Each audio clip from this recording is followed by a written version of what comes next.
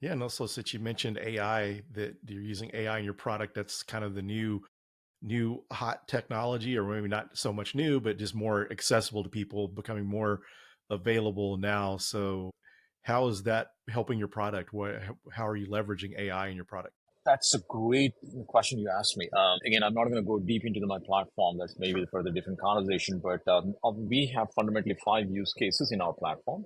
I'm just going to mention them at a high level. Everybody in the security needs to start with a scanner. So obviously we got one too, right? Start off with the discovery, and then you classify the data classification. And third one is data anomaly detection and response. Fourth one is compliance, and fifth one is governance, right? So especially the third one, right, the use case that I just mentioned, data anomaly detection and response. That's where we see in a heavy applicability of the responsible AI and explainable AI, right? So we identified all of these different anomaly patterns. You and I know, right? Going back to this, there are several patterns in anomalies, right?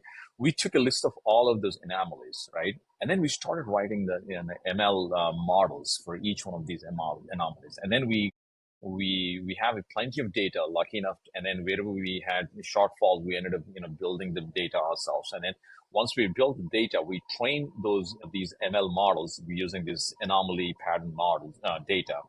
And so and then we're making these models as a very well greased ML models that can identify those respective anomalies. We built about 25 to 30 anomalies so far, and then the list goes on and on.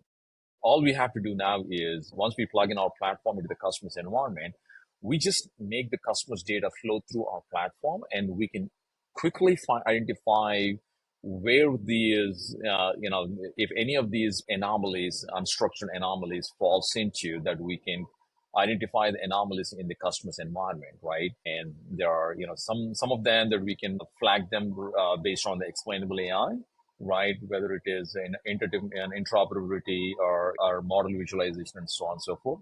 And then on the other side, leveraging our responsible AI, right? Following the ethics, fairness, and accountability and privacy and whatnot. We are leveraging all of these models that we built in, and then the data that we built in that we train, so that we don't have to train with the customer's data at all. We just simply plug and play.